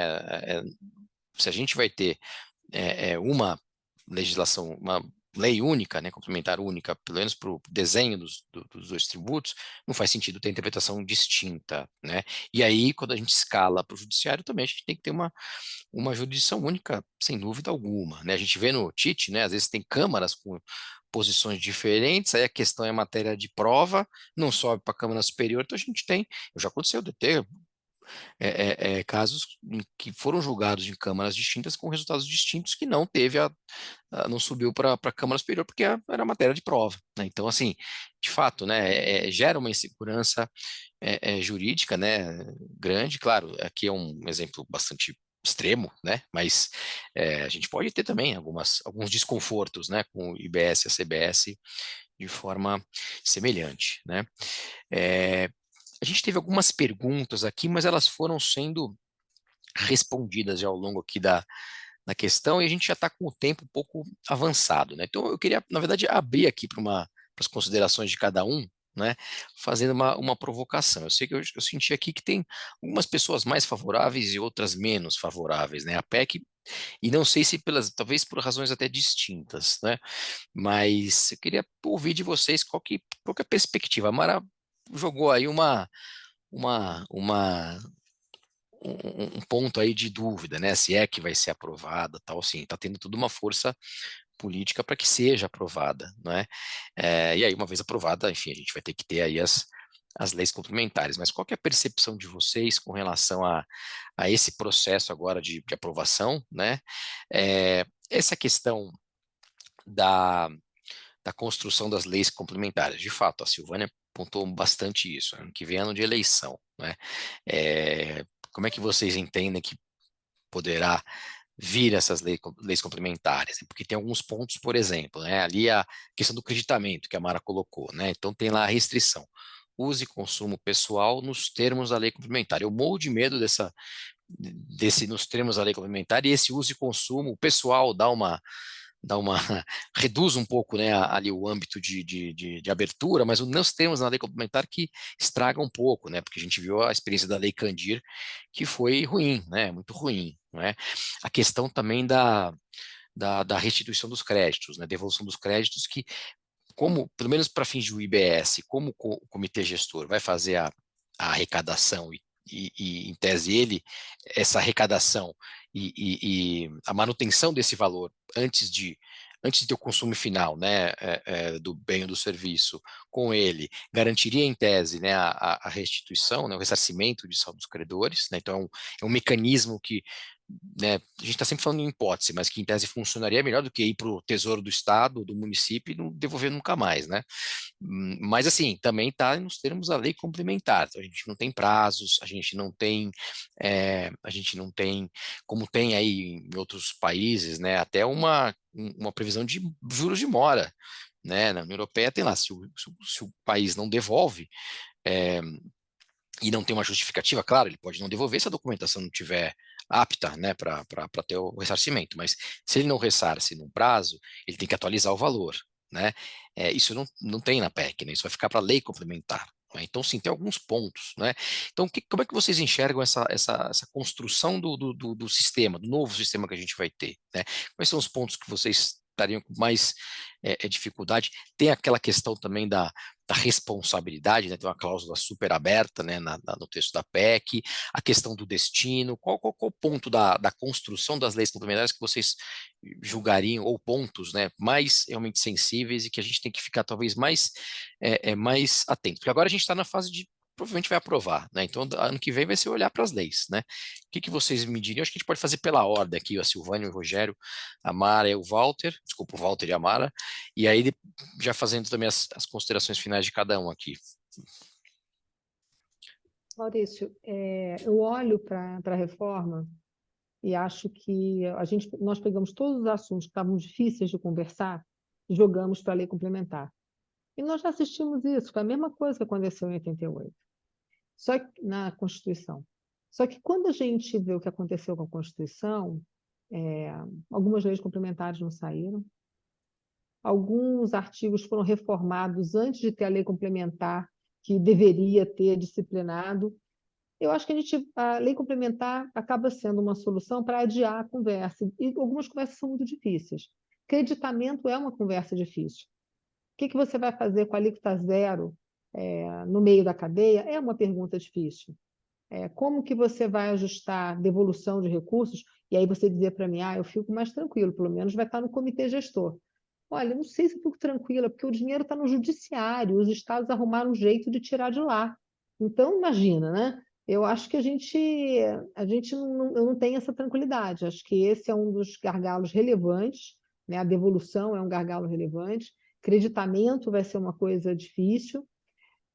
Eu fico preocupada com o que vai acontecer com o setor de serviços, porque eu acho que os efeitos no setor de serviços podem ser muito fortes e não adianta, vai impactar todo mundo, porque a indústria compra serviço, o comércio compra serviço, né? Não é uma coisa que não existe setor isolado na economia, né? Tá aí o Rogério para falar mais sobre isso. Não existe nenhum setor isolado, tudo isso é afetado. Então, eu diria que a minha preocupação é essa, é ter deixado as questões difíceis para a lei complementar e não ter uma definição ainda, a gente não ter tranquilidade quanto às regras que serão aplicáveis para o acreditamento, porque se nós não tivermos regras muito adequadas para o acreditamento, a gente acaba com a não cumulatividade, como a gente já fez antes no PIS/COFINS, né? Então, acho que essas são as minhas maiores preocupações. Tem muito assunto, tem, mas esses eu acho que são da essência e que a gente não vai conseguir resolver tão facilmente. É, bom, a gente nunca sentiu tanto arrepio, né, ao ler na Constituição nos termos da lei complementar. Antigamente era uma coisa técnica, hoje em dia a gente fica morrendo de medo. Mas assim, não dá para constitucionalizar tudo, né? A gente sabe que isso é impossível e tem discussões que vão demandar mais tempo, principalmente as discussões de sistema, né? Como o Walter e a Mara bem apontaram. A gente vai ter que refazer as administrações tributárias, os órgãos de julgamento, as empresas vão ter que parametrizar os seus sistemas. A gente sabe que isso é um custo brutal, então a gente vai ter muito custo antes de começar a lucrar com a reforma. Mas eu acho que tem dois pontos que estão me preocupando bastante, que são a questão do saldo dos credores, porque eu não consigo confiar que com o sistema novo em 1º de janeiro de 2033, a gente vai ter essa devolução imediata. Então, assim, a gente está orientando, partindo para um aspecto prático, a todos os clientes, façam as revisões tributárias, contrate seu assessor, a sua inteligência artificial, o seu advogado, e tentem dar vazão a todo o crédito que você tem, óbvio, bem avaliado, legal, porque não dá para confiar no Estado devolvendo crédito tributário. Infelizmente, a relação de lealdade fisco-contribuinte, a gente vê que não está, né? E assim, tenho dois medos específicos. Primeiro é as empresas no Simples, tem muita empresa no Simples. O Simples é uma coisa muito importante, é o maior teto de pequenas empresas no mundo, a gente já tem essa noção. Muita gente questionou o Simples, se vai continuar ou não, vai continuar. Acho importante que tenha um programa para pequenos negócios, mas como é que vai se dar a relação entre os dois sistemas? Eu acho que a gente pode ter uns fios desencapados aí em questões de crédito que vão dar muito problema. E o meu último medo é a substituição tributária, que tem uma válvula de escape para isso lá, e pelo amor de Deus, eu não quero estar daqui fazendo reunião do COJUR daqui 10 anos discutindo o IBS-ST, né? Então, eu acho que a gente tem que partir para uma próxima, para isso que, se for usado, que seja limitado ao mínimo possível e olhar muito para as leis complementares nesse sentido, para a substituição tributária, para a gente não ficar repetindo a história de maneira cíclica aqui. São essas as minhas preocupações. Eu vou falar antes do Walter, que ele é um moço educado e me deixou ser gentil. É só rapidinho. Eu também acho, complementando o que o Rogério falou e que a Silvânia falou, eu também tenho medo do imposto pago, ou seja, você vai ter direito a crédito depois do imposto pago. O que é esse imposto pago? Nós vamos começar a discutir tudo de novo, eles já quiseram colocar na Constituição alguma coisa contrária ao que o STF e STJ já discutem, né? Então, tem várias situações. E me preocupa também, no lado processual, a paridade, porque hoje, bem ou mal, a gente tem um processo tributário, um contencioso administrativo tributário paritário até certo ponto, né? Quer dizer, pelo menos os contribuintes fazem parte do julgamento. Esse comitê gestor, na sua composição, não tem nenhum contribuinte, nenhum representante do contribuinte. E isso me preocupa. Como é que vai ser? A gente sabe que tivemos várias discussões em relação ao CARF, como é que seria um tribunal, se os julgadores deveriam ser escolhidos por concurso público e etc. Então, nós temos uma bela lição de casa aí para fazer. Mas me preocupa muito essa parte processual, porque é onde tudo vai acabar. Quer dizer, é onde tudo vai ser resolvido. Então, se a gente não tiver um bom sistema de resolução de litígio, a gente vai ter sérios problemas, porque não vai só continuar a litigiosidade, mas a gente vai ter um problema bastante sério para os contribuintes, né? Não é só um aumento de carga, um aumento de dificuldade, mas é um aumento de um contencioso que a gente não sabe como é que vai ser, né? É isso.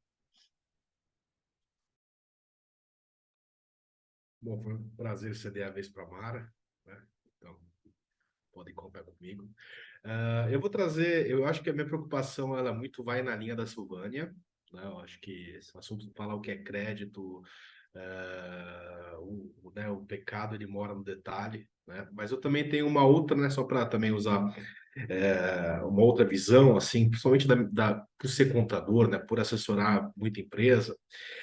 Eu vejo muitas vezes o fisco resolver o problema dele passando para o contribuinte o ônus desse problema, né? Eu vou dar um exemplo que pode parecer banal, né?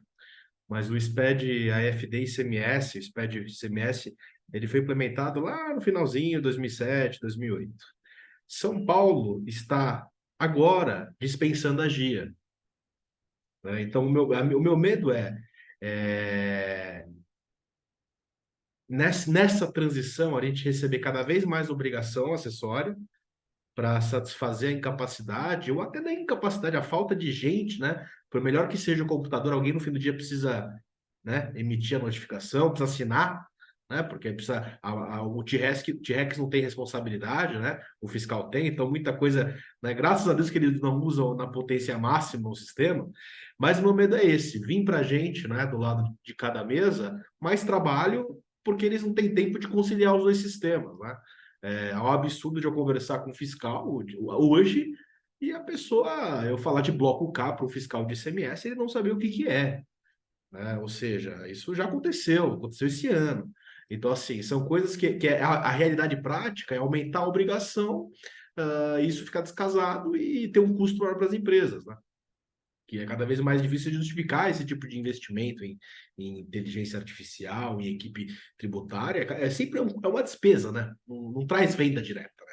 Então, assim, a minha preocupação muito é isso, né? Se nessa transição a gente vai ter mais obrigação, vai demorar para se desfazer das antigas, né? E vão se criar novas, e novas até... É isso, esse é o meu receio como contador, né? Como quem sofre com todas as obrigações acessórias, que são lindas para o fisco, né? Bonito de se falar, mas no dia a dia a empresa sofre.